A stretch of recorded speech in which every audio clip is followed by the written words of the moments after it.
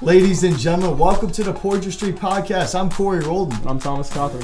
The podcast has changed now that it's Saints season. We're going to give in-game analysis each and every week. And we're also going to review the upcoming games each Wednesday. We're excited to have you join us. So, Thomas, an exciting Monday Night Football game to open the season. Saints were down 1 with 37 seconds left after Deshaun Watson made two incredible throws to give the Texans Hopkins leads. And Kenny Stills. Yes.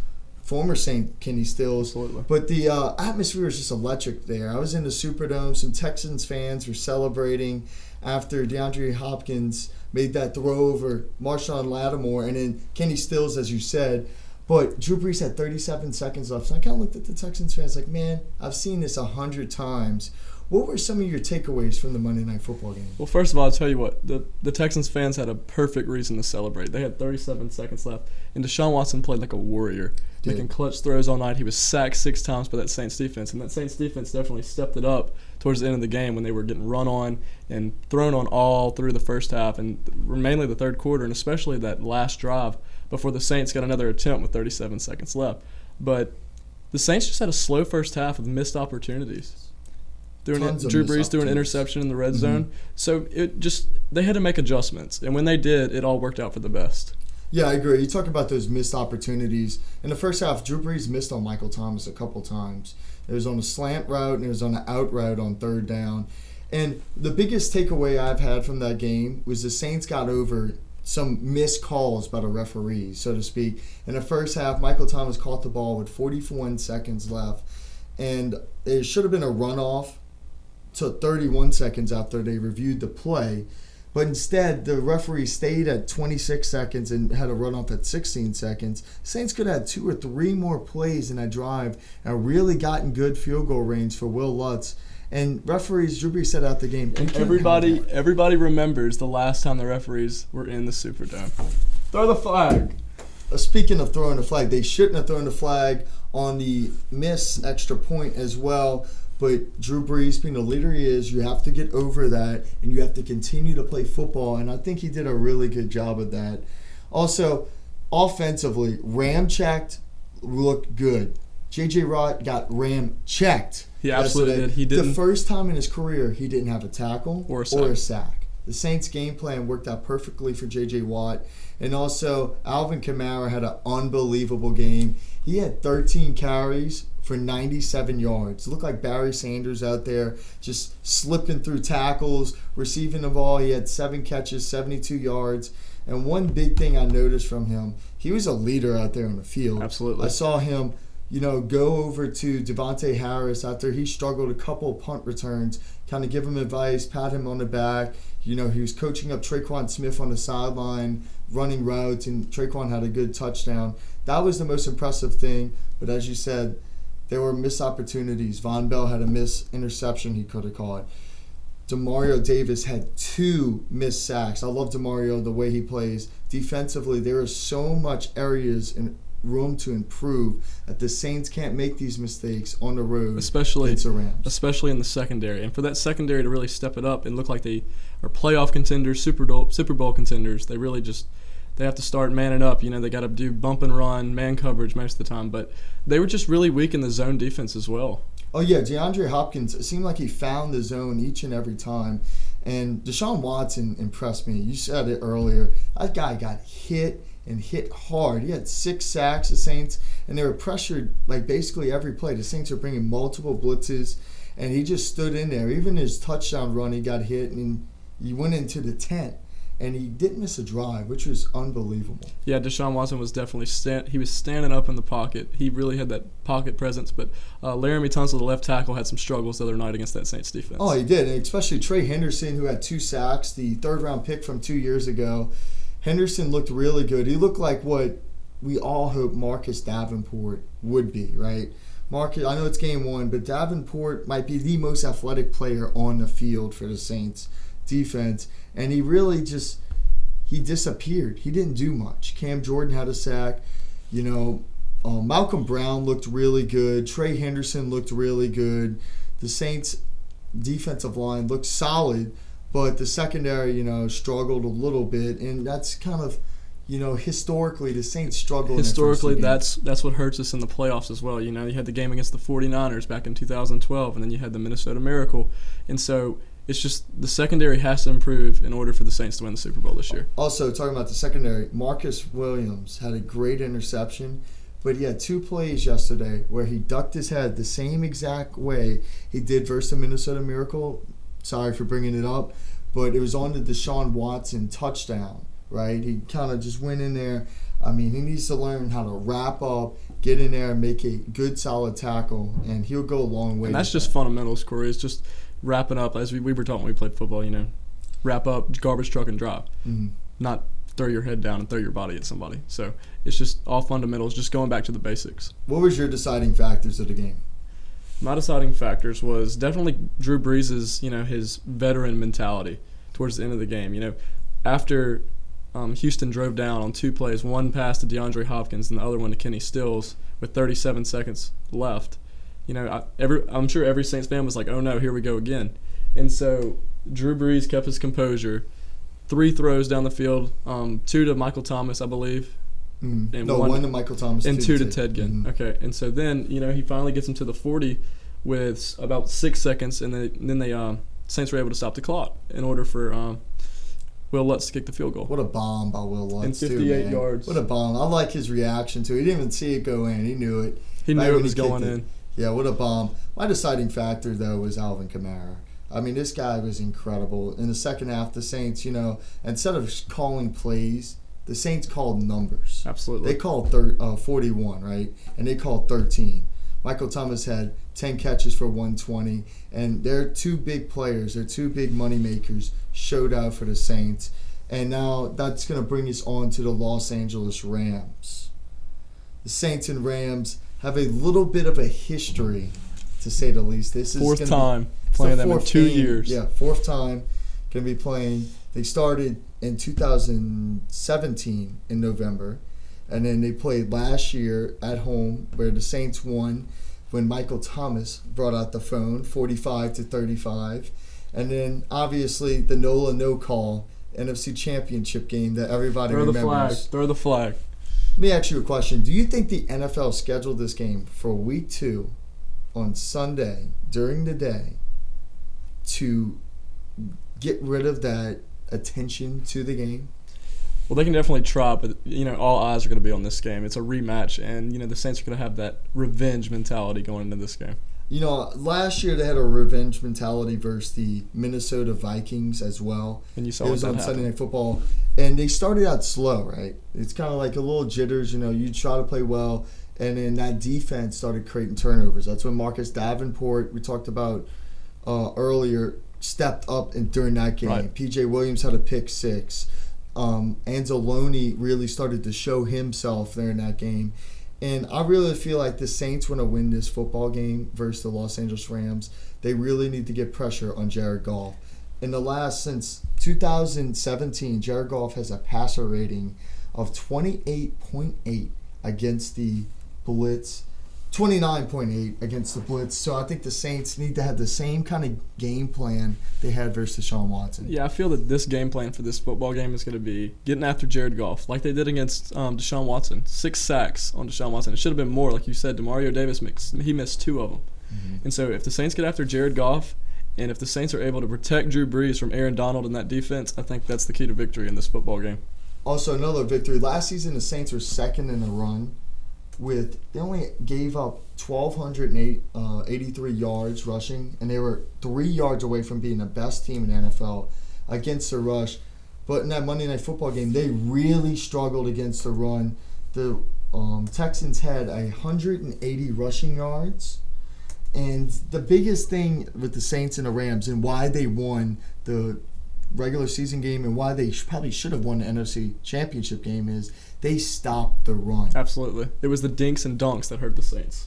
It really was the dinks and dunks. Carlos Hyde had 83 yards on 10 rushes, and Duke Johnson had 57 yards on 9 rushes. And the Rams are known for their play-action passing. Absolutely. That's how Jared Goff gets in his rhythm, right? The Rams had a really good touchdown last year against the Saints, the regular season game, where Cooper Kupp came kind of like on a crossing route across the line of scrimmage, and he was just wide open off of play action for a touchdown. So it's very important if the Saints have to stop the run, and on third down, they have to dial up the blitzes on Jared Goff and make him uncomfortable if they want to win this football game. Offensively, I believe the Saints, it's all about that defensive line of the Rams. You want to know that one of the real reasons why the Saints lost the NFC Championship game? It was because of the Rams getting pressure on Drew Brees. You got to protect him. And stopping the run. They don't have a Ndamukong Suh anymore, but Sue and Donald really disrupt. They wreaked havoc at that defensive line. They were incredible. And then Brockers had a really great pass rush on Drew Brees. It should have been a penalty for helmets to the face when Brees threw the interception in the playoff game. Landed right in the guy's lap. Absolutely. Yeah, it should have been a roughing the passer on Brockers because he hit his face mask on Drew Brees. But that's the key to the Rams' defense. We saw the Saints score 45 points on them in the regular season, and that was because the Saints' offensive line didn't let the Rams touch them. But the opposite happened in the NFC Championship game where Aaron Donald played great, Brockers played great, Dante Fowler played great, and then Ndamukong Suh, who they don't have anymore. They have Clay Matthews now, played great. So it's all about the offensive line this week offensively. If they can control the line of scrimmage, the Saints offense will move the ball and have successes. And we talked about defense. And let me tell you something else. The Saints fans are bringing flags to this game, folks. Oh, we definitely bring flags. Next, we're going to have our NFC South expert come on, Elliot Reeder. We'll be back to you in a minute.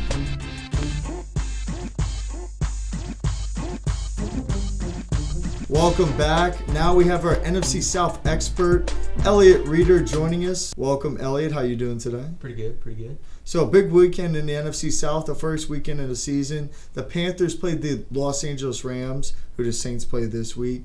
The Buccaneers played the 49ers, and the Falcons played the Vikings. What did you think about each game?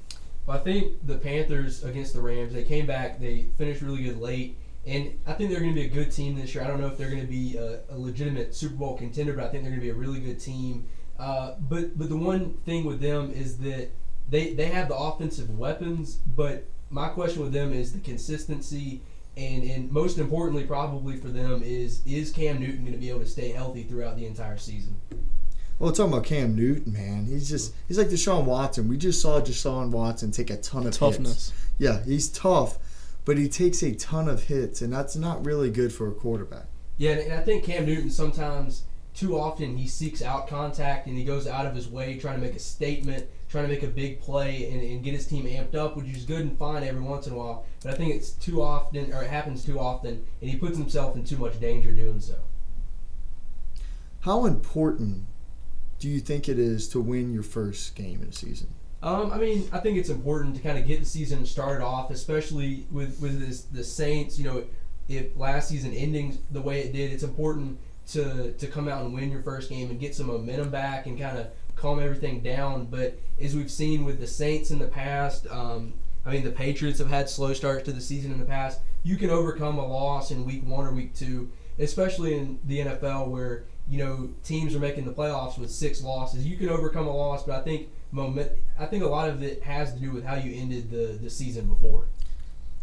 Elliot, you mentioned to us before that Christian McCaffrey played every offensive snap for the Panthers. Tell us how important he is to that offense and what he means to them. Yeah, Christian McCaffrey, he's one of the most versatile offensive weapons in the league. Out of the backfield, catching the ball, running the ball. He played all 77 of the Panthers' snaps, and he's so crucial to the Panthers.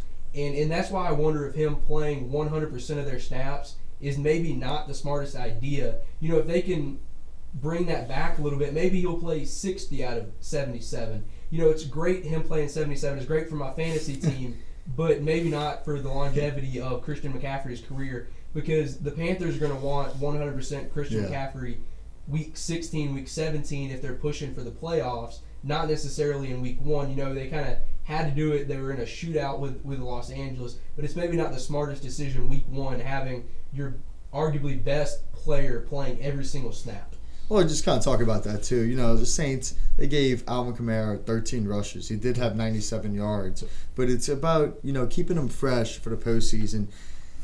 Why is Jameis Winston a starting NFL quarterback? The Bucs looked horrendous. I think most of it's on Jameis. He had 3 interceptions, 2 returned for touchdowns, but he should not be a starting NFL quarterback. Ryan Fitzmagic's gone. Yeah, and I mean, I think the Buccaneers are kind of, I mean, I guess the teams in Florida are just tanking for one of these quarterbacks this year, whether it's Tua or Herbert or Fromm, and I think the Buccaneers are in the same position as the Dolphins, and I think they just decided to stick with Winston, just wait out this year. I think it's the last year of his rookie contract, and then I think they're just going to let him walk. They're going to draft somebody. They might sign a veteran on a 1-year deal to kind of go with the rookie, but I think they're just going to hold on to Jameis Winston this year, let him play, let him not do good, let them get a good pick, and then they might be able to get some form of a compensatory pick in 2021 when he leaves, a 4th or 5th rounder.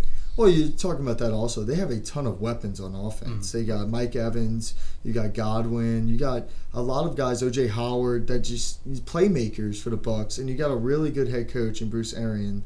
But Jameis Winston, man, his track record, ever since he ate the W against the Saints, he's 4-12 as a starting NFL quarterback. Wow. Yeah, and I mean, I think the Buccaneers front office put them in a tough position because they pretty much came out and said, hey, Jameis Winston's going to be our starting quarterback no matter who we hire as a head coach, which is not, a good position for a head coach to come into, knowing that you're not necessarily in control personnel-wise. And, I mean, the Bucs, like you said, Mike Evans, I mean, he didn't have a good game week 1, but I think a lot of that has to do with Jameis Winston and with the offense as a whole, not necessarily what he's capable of, because as we've seen, since he's coming in the league out of Texas A&M, he's been one of the most consistently good wide receivers, even with Jameis Winston as his quarterback. And, so I think Mike Evans will be fine. He kind of, messed me up. He had like 4 fantasy points on Sunday, but I think he'll be fine. He'll still probably get 1,000 yards, if he stays healthy. But is again, for the Buccaneers, they just don't have it at the quarterback position, and it's so hard to win in the NFL without a good quarterback.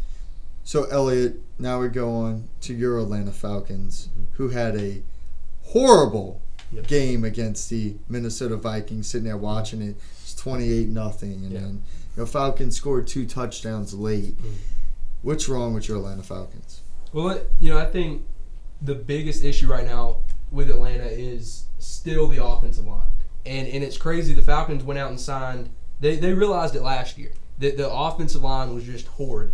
They went out and they signed Jamon Brown and James Carpenter, signed 2 free agents for a good amount of money. I think both of them were right around $5-6 million. And then they went out and spent 2 first-round picks, Caleb McGarry and Chris Lindstrom. They traded back into the first round to get an offensive line. So that's 4 new players on the offensive line to go along with Jake Matthews, who they just gave the big extension to, and then Alex Mack, who I still think is one of the premier centers in the league. And so they brought those 4 newbies in. They knew that there was going to be some competition at the 2 guard positions and at right tackle.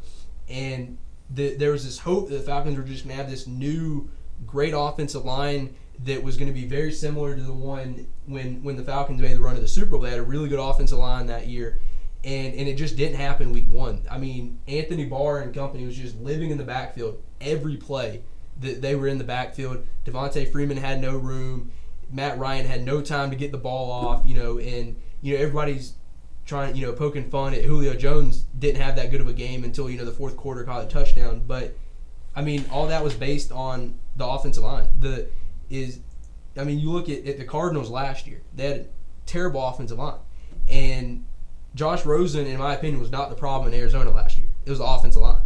And I think it was the same thing in Atlanta on week 1. The offensive line just the offense had no flow, no rhythm, and it was because Matt Ryan couldn't execute a 5-step drop without somebody being on him instantly. And so I think that's the biggest issue with the Falcons. And it's crazy that the final score is 28-12, a 16-point margin, and the game wasn't even that close. No. And I mean, it was 28-0. I mean, that probably would have been a fair ending to the game was 28-0. And then now the Falcons have, they had some injuries. I know Caleb McGarry was dealing with some heart problems heading into the season, and then I think it was Lindstrom had picked up an injury week 1, so even more injuries along the offensive line. But the Falcons got to be frustrated that they put all this capita into their offensive line, double-digit $1 million in free agents, and then 2 draft picks one of them that they traded up for, and then the offensive line was no better than it was last year. And I know that offensive line, it's so much of your offensive line is based on cohesion and in communication and working well together. And I think most offensive lines, they're going to be a lot better in week 17 than they are in week 1, just because they're going to have that connection. And I think that was a big part when the Falcons made the run to the Super Bowl. They had the same starting 5 offensive linemen in every game that year. Yeah. They didn't have a single offensive lineman miss a game. And I think that's part of the reason their offensive line was so good. So I think it's all about gelling, man. Yeah, it really is. Right. It takes a long time for an offensive line to gel. It does. And we've seen it, when you have people coming in and out, competition, maybe somebody's not going to start one week. An offensive line, it takes a lot of communication and a lot of time to gel. So maybe, although the Falcons did bad in week 1, maybe that in the next couple of weeks, the offensive line will start getting better and better and better. Right, I think that's definitely the hope that the offensive line can play better. Because, I know the Falcons, they have a big game this week against the Eagles, but the Falcons, they really don't begin playing division opponents until really late in the year. So their biggest games, against the Saints and Panthers, especially the Thanksgiving night game with the Saints, a lot of those bigger games are at the end of the year, where the division's likely going to be decided between the Saints, Falcons, and Panthers. So I think there's definitely the hope that the offensive line will figure it out, heading down the season. All right, now we have to go on to the predictions for this week's games. So we have 2 big NFC South matchups. So we have the Panthers and the Buccaneers. We obviously have the 2 Monday night. Well, we're going to scratch that. Now we're going to go into the NFC South predictions for this week. We have the Panthers-Bucks playing. We have the Falcons-Eagles on Sunday Night Football. We'll get to the Saints-Rams later with some predictions. But, Elliot, what is your prediction for the Bucks-Panthers? I think I got Panthers big in that game. I think 34-17, somewhere there. I think the Panthers are going to be able to score a lot. I think you're going to see a lot of McCaffrey early in that game. The Panthers, realizing how much they used McCaffrey in week 1, they're probably really going to put an emphasis on, hey, let's go in and let's get this game out of hand quickly so that we can give McCaffrey some rest, so that we can give an aging Greg Olsen some rest, so that they can get those guys some rest in the third and fourth quarter. So I think the Panthers are going to come out and really with an emphatic first half and take a big early lead and then just kind of coast in the second half. What do you have, Thomas? I have the Panthers winning big. Like as you said before, Cam Newton's shown that toughness like he did, like Deshaun Watson, like standing in the pocket, taking hits, and just taking all these hits. Like we said, we get it. He has to avoid injury, but toughness from Cam Newton in that offense is just going to cause them to prevail over them. You have the Panthers 31, Bucks 21. So let's go on to the Sunday night game where I have the Philadelphia Eagles going and beating the Falcons on the road in a very non-hostile environment. Sorry, Elliot, not a lot of fans there. Non-hostile environment. The Eagles, I think, are a good team. I think they are a more complete team than the Falcons, better defensively, better offensively. Carson Wentz is a solid player. The Falcons' offensive line probably isn't going to be gelled in week 2. What do you guys have? I think that with the last 2 meetings that we've seen with the Falcons and the Eagles in the playoffs 2 years ago and then week 1 last year, they were both just slugfests. Yes. Low-scoring slugfests, which is not necessarily what you think of when you think of the current Falcons, but that's just kind of how the games have happened. And I think the Falcons, there's a lot of animosity towards the way that the last 2 games have ended with the Eagles. Last year it might be a must-win for the Falcons. Yeah, for sure. You had when Julio was basically tackled in the end zone, and then the guy basically just sat on him, and then it didn't get called there at the end. And the Falcons stalling out at the goal line and not being able to score at the end. I think the Falcons are going to come out motivated. I think it's going to be another slugfest. But I got the Falcons 17-14. I think it's going to be low scoring slugfest. But I think Matt Ryan's going to come out motivated. I think Julio is going to come out motivated. Julio is one of the premier wide receivers in the league, right up there with Michael Thomas and DeAndre Hopkins. Those, in my opinion, those three are kind of, distance themselves as the top three right now, especially with everything that's happened with Antonio Brown. I think those three are the top three.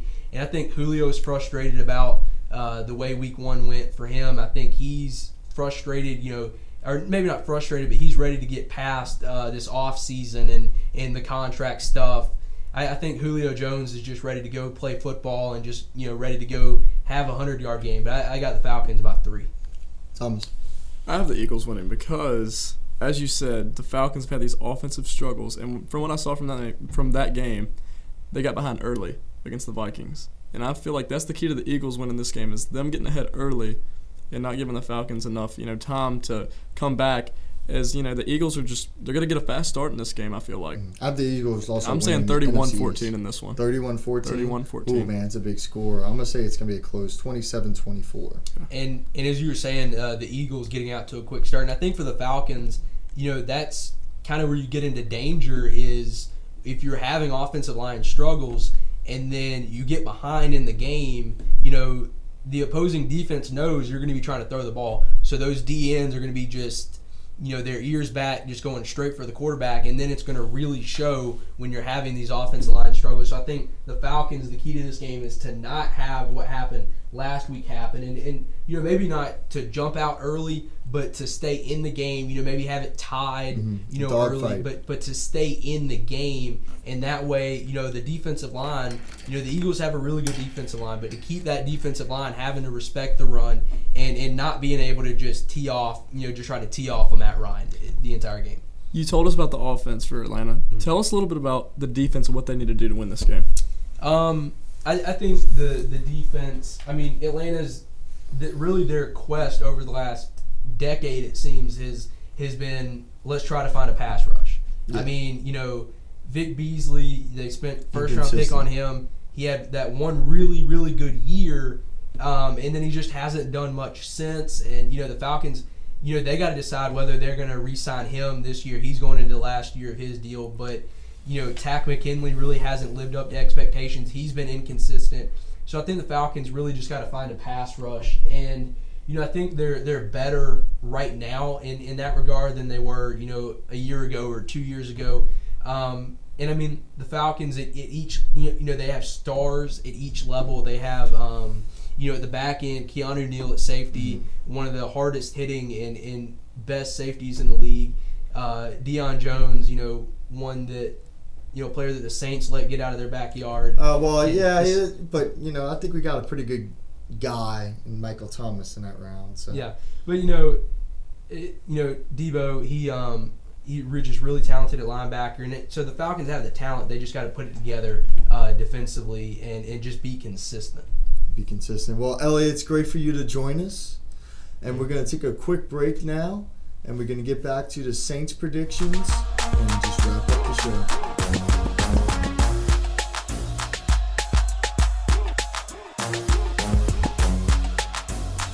Welcome back to the Poydras Street Podcast. Now on to some NFL bets. These are guarantees that are going to happen this week. I'm going to have the Miami Dolphins losing to the New England Patriots by more than 20 points. And you should, because the Miami is without a doubt the worst team in the NFL. Oh, they're horrible. They might be going 0-16. I've never seen players call their agents after one game and want to leave. That is just horrendous.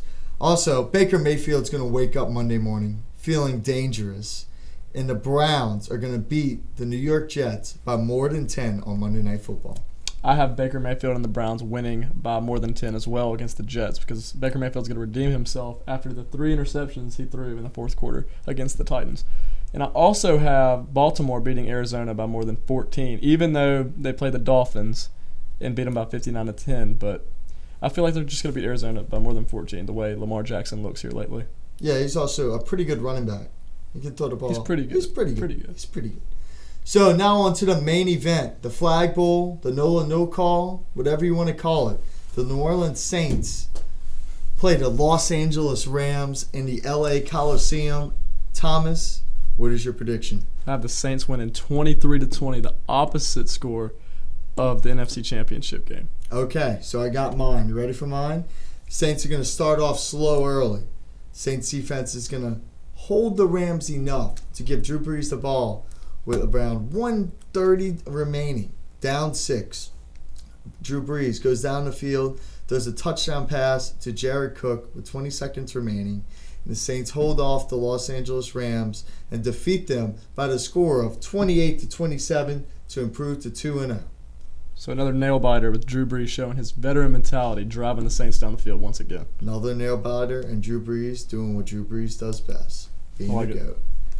Well, that's it for the Poydras Street Podcast this week. Thank you for joining us, and we'll see you guys next week. Watch out there now.